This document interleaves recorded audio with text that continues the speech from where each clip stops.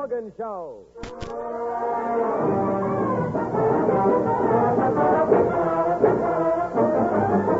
Here's the Henry Morgan Show with Arnold Stang, Fran Warren, Kurt Shelton, Milton Kadam's Orchestra, and me, Ben Grauer.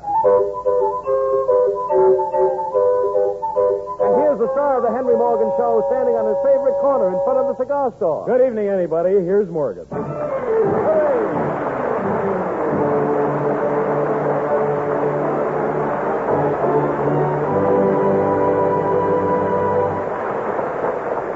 Ladies and gentlemen of the United States, because of the water shortage here in the East, all day today, the people of New York City agreed not to bathe nor shave. Well, I wish you could see our studio audience. Didn't say you had to wear old clothes, you know. Could have combed your hair or a clean shirt. Did you know that more babies were born in this country last year than ever before? It's true. There's a very interesting reason. More parents. Now, I happen to be an authority on the care of babies, and I'd like to give you parents a couple of hints. First, about the baby's schedule, it should be convenient for the parent, and I've drawn up a schedule for the day that is very convenient and thoroughly comfortable. Now, 5:30 a.m., baby wakes up. 5:31, baby louder awake. 5:32, put pillow over your head. 5:33, wake up husband. Well, it's his turn anyway. 5:34, change baby. 5:35, change baby. 5:36, oh well. 6 o'clock, make baby's formula. Now, it's important to make sure that the mixture is at body temperature. Now, you can test this by pouring a little on your husband. If he wakes up, too hot. 6:10 a.m., offer bottle of the carefully prepared formula to the baby. 6:11, pick up broken bottle and mop up formula from the floor. Now, Mother, you must remember that the child doesn't know what it's doing, so it's useless to punish him. 6:12, punch husband in the nose. 6:13, prepare another bottle. Fix husband's breakfast. Burp baby. Wake up husband. Change baby. Count laundry. Answer doorbell. Wake up husband. Scrape toast. Change baby. 7:15, go home to mother. So you see, what, one mother in the audience? I'm a bachelor. But you can see from this that a mother's schedule for taking care of her baby can really be quite comfortable and convenient for you, providing you're the father. Oh, excuse me, that's providing you're the father was the end of that thought. Excuse me, because my friend Gerard. Hello, Gerard. Hiya.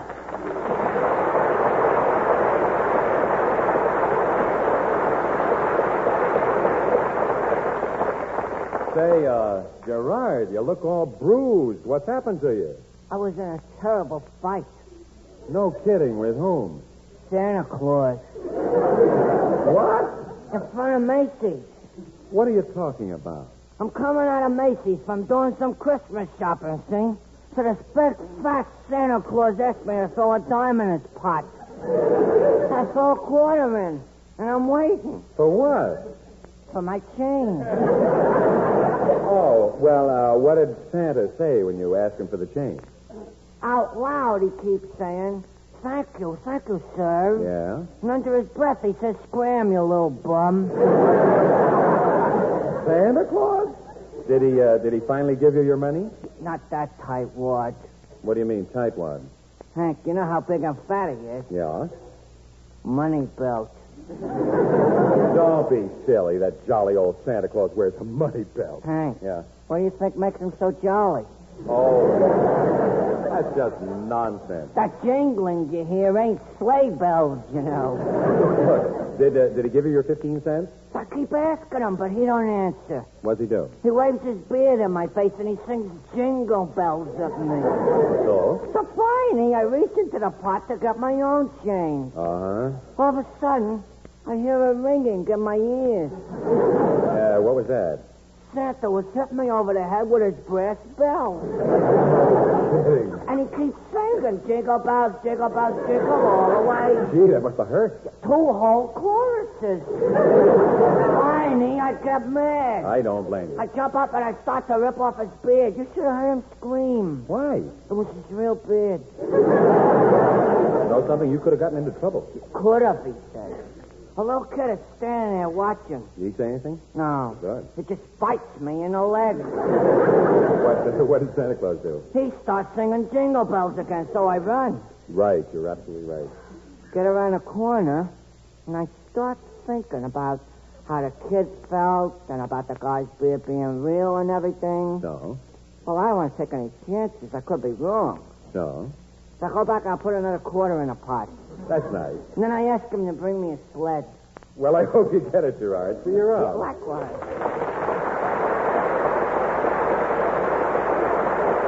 I wonder if you were doing that too dramatically.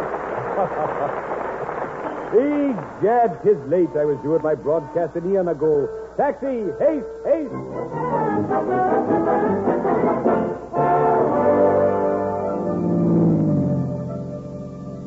Oh, it's you again, the lady cab driver. So what do you want? I should drive side saddle?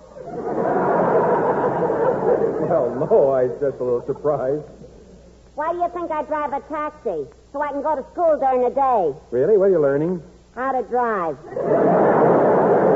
A cab driver who can't drive? I never heard of such a thing. I know I'm the only cab driver in New York who's willing to admit it.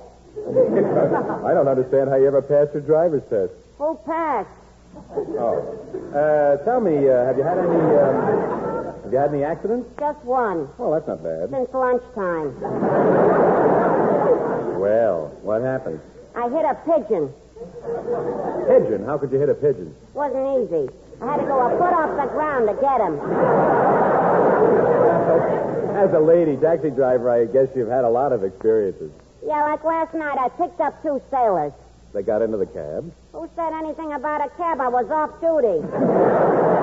You know, you kill me. One way or the other, you will. Hey, Mac, you mind if I smoke? No, go right ahead. You mind, tell me. Quite all right. It's okay, you know. I don't have to smoke. No, go ahead. You're not just saying that. No, really. All right, I won't smoke. All right. Don't smoke. Why, the smoke bother you? No, I don't care. Smoke, don't smoke. Makes no difference to me. Do you understand? I don't care. You don't care I don't, or you don't care I do? Lady, go ahead and smoke. Okay. Mind if I ask you something? What? Got a cigarette? Look, driver, will you hurry? Okay. But next week you'll feel a lot safer in my cab. Why, is that when you finish your driving course? No, next week I'll be covered by insurance. Hey, watch it, you crazy driver!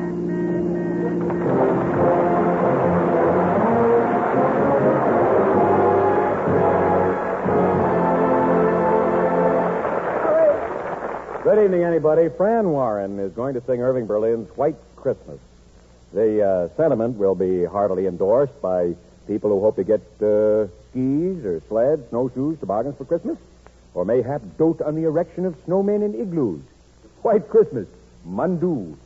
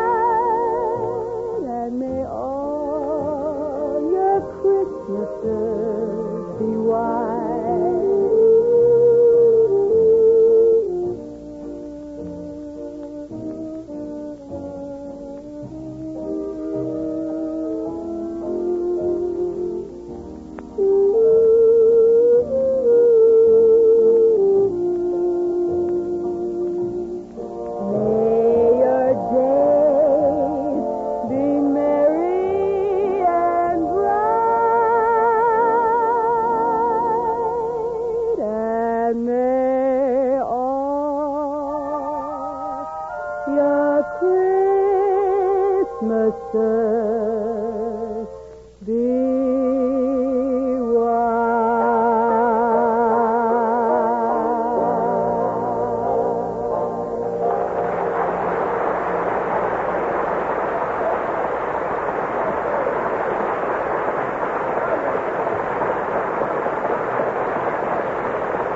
Thank you, Fran Warren. This is Ben Grauer speaking. As you probably know, school teachers nowadays spend a lot of time helping youngsters to express themselves freely and to adjust to each other. True. This evening, we've called a meeting of the parents of the 8-year-old class so that you can learn for yourselves how your children are progressing. And here is Mr. Morgan, teacher of the advanced 8-year-olds. Morgan? Yes. Now, this year we have a wonderful group of boys and girls. Really a wonderful group. Both the boys and the girls. Especially girls. And the boys. Now, you see, parents, children of 8 are in a very difficult period in their lives. They're neither 7 nor 9. And that's so important. Now, this year, our group decided on a project for the whole year. The Indians. We are studying everything in relation to the Indians. If you look at that wall, you'll notice the drawings of corn and pumpkins and wigwams and squaws. All things which Indians loved so very much. A question? Did the children draw those? No. Now, take little Mary Franklin. Little Mary loves Indians. Why would you believe it? Little Mary never says anything all day except ugh. All day. Question? Are the children learning any reading or spelling or things like that? Now, about reading, you see, we are studying the Indians, and since the Indians didn't know how to read, well, naturally. Question? I'm worried about Harold not being able to add at all. But, my dear Mrs. Cooper, he's excellent in buttoning. There's an old Indian song which we translated, and we, the children and I, sing to each other. The children sing, "See the little birdie," and I reply, "See the little birdie." And then they sing, "What is he?" And I sing, "What is he?" You'd be surprised at some of the answers I get. Oh, and that is so important. Now, in conclusion, parents, the main thing is that the children are learning to live together like normal, healthy, happy American Indians. And yes, they have learned to live together, and my advice to you, parents, is that you arrange for them to live together somewhere. Oh, it's so important. Thank you very much.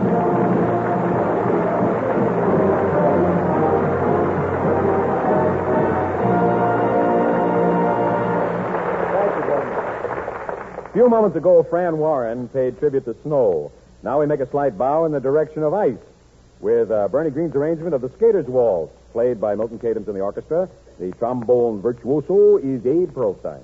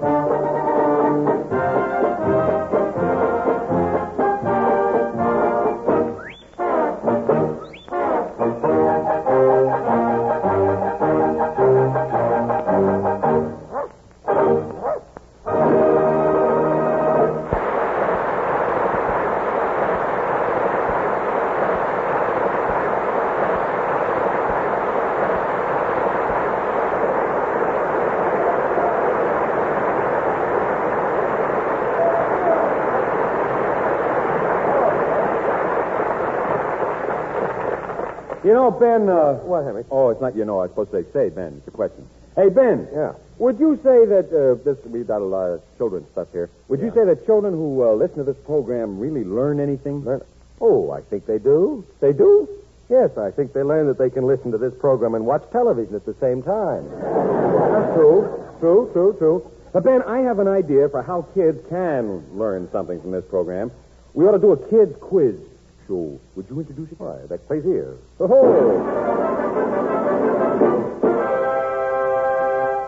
Ladies and gentlemen, here is that new and exciting quiz program with its panel of bright youngsters, the Quest Pets.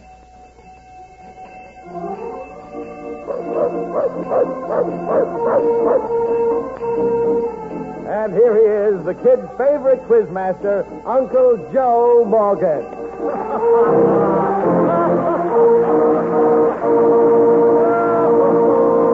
Oh, good afternoon, kiddies, and all you mommies and poppies of kiddies. Once again, the makers of the delicious new dog food, Red Nose, bring you the Quest Pet. Say, kids, have you tried Red Nose dog food for your dog? Well, you try it for him, and when he sees you eating it, he'll want some, too. Yes, our own red-nosed dog here on this program loves it. Don't you, Fido? Yes, sir. Well, look, I'll give Fido a handful right now. Here, Fido. Just the dog food, Fido, not the hand, not the hand. And now it's time to introduce our panel of young experts. Susan Joel, let's start with you. My name is Susan Joe Patterson, and I'm 3 and I'm 3.5 years old, and I'm in the 3rd grade in PS. My name is Susan Joe Patterson. Susie, you know the school you go to. Now let's tell the folks, shall we? Mm-hmm. Good. My name is Susan Joe Patterson. Now, Susie, just the school. I go to PS 58. I want to go home. Well, let's get on to our other bright little youngsters. Let's see. Joel? My name is Joel Lowerman, and I'm 7 years old, and I'm in 3A. What school, Joel? University of Pennsylvania. Well, let's get on to our next little expert, Donald. My name is Donald Washburn, and I'm 12 years old, and I go to the Jackson School for Boys. Is that a grammar school, or is that a high school? It's a reform school. I see. That wasn't my father who brought me here, you know. You want to know what I'm in for? No, we don't have to. I ain't afraid to talk. I'll beat this rap. Yes, well... It was a frame, and everybody knows it. Are you listening, Mr. D.A.? Blame it on society. Donald, the man who is not your father who brought you here is looking at you. Now let's introduce our last little expert, and she's the youngest of them all. Little Ruthie Gruskin. Ruthie? Don't gum the microphone, Ruthie. You have a teething ring, you know. Well, there you have our panel of Quest tests for today. Now, on to our first question. The first question is, what is the capital of Ethiopia? Ruthie, I see you have your little hand up. Do you know the capital of Ethiopia? Addis Ababa. Very good, Ruthie. Yes, that was right, Ruthie. Now... Yes, you said that, Ruthie. Ruthie. Fido.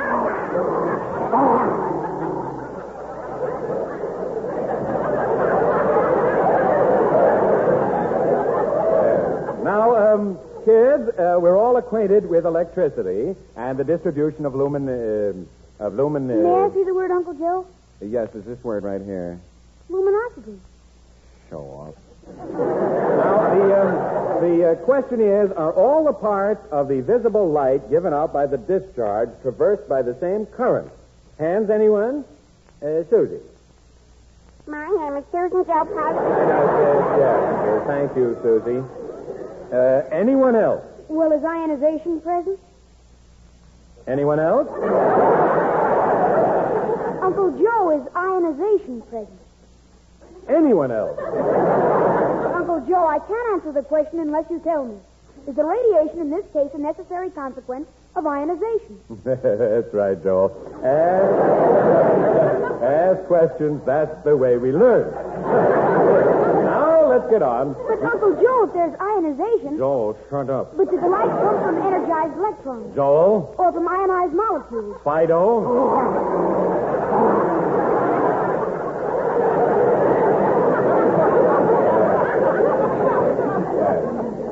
Now we'll have to go on. Oh, here's a goodie. Ruthie, you have your toe in your mouth again. Icky poo. Now, here's the question, kids. I'm going to give you one word from a famous quotation, and then you're to complete the quotation for me. All righty. What famous quotation does the word them come from? The word is them. You mean the word is they? No, Susan, them. Where does the word them come from? My name is Susan Joe Patterson. Baby Ruthie, do you know where them comes from?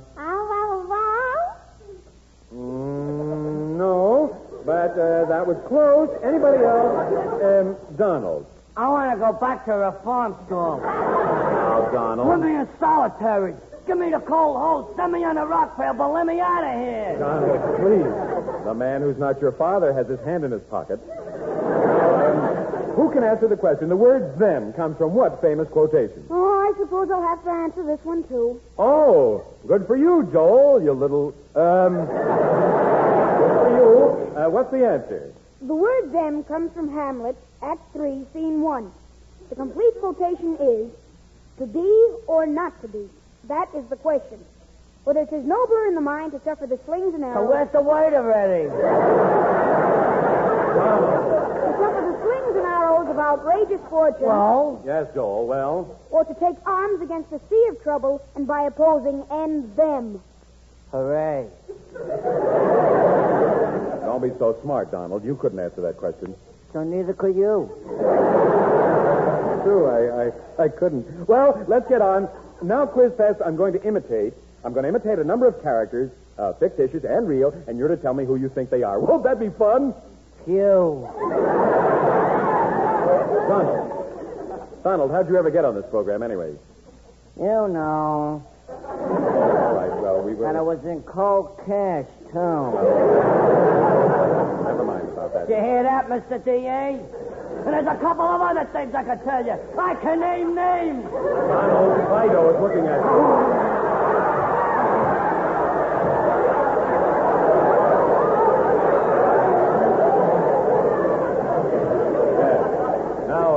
Now, let's see if you can tell this character that I'm portraying. This is a very popular character this time of year, and he sounds like this. Ho, ho, ho! Merry Christmas! Ho, ho, ho! Know who that is, Donald? Lucky Luciano.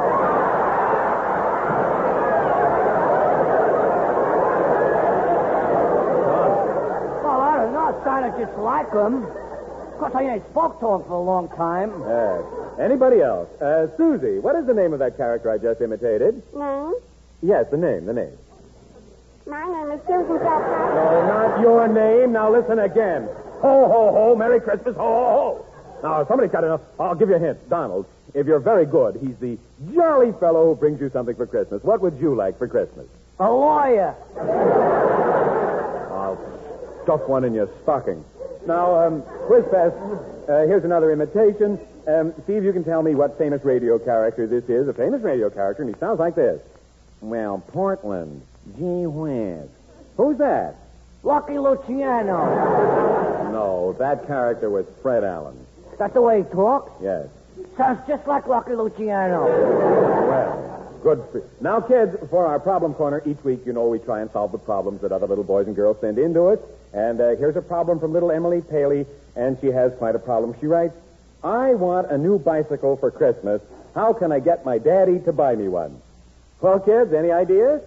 Well, I think you should hire a private detective and have the old man tailed. Get something on him, you know what I mean? Yes? I think she should abandon the frivolous idea of a bicycle and ask for something useful. A chemistry set, perhaps, or a book of poetry. A book of poetry. Donald, don't you dare hit Joel. Violence is the refuge of the ignorant. In quod signum desperandum, I always say. All right. Hit, Joel. Now then, here's a letter sent in by a little girl named Hazel Carter, and she writes, I've been going with a married man for 2 years, and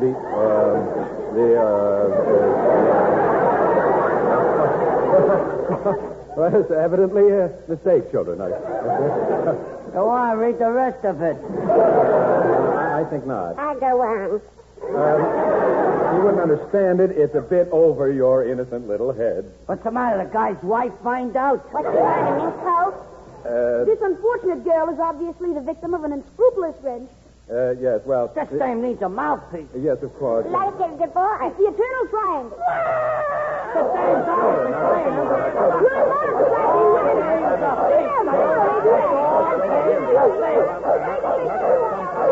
Order, we must... Yes, friends, listen again to the trespass.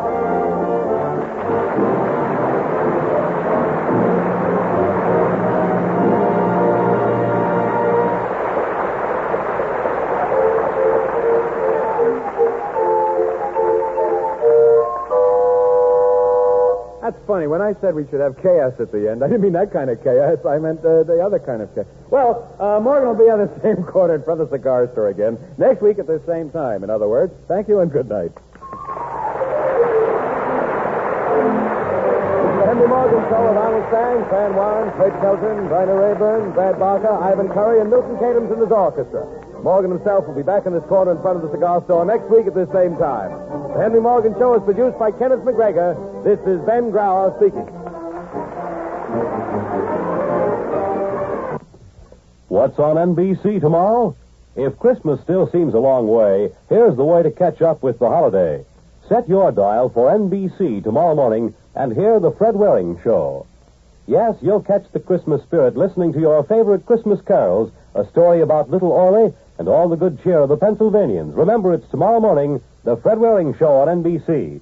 Next, General Marshall on We the People over most of these same NBC stations.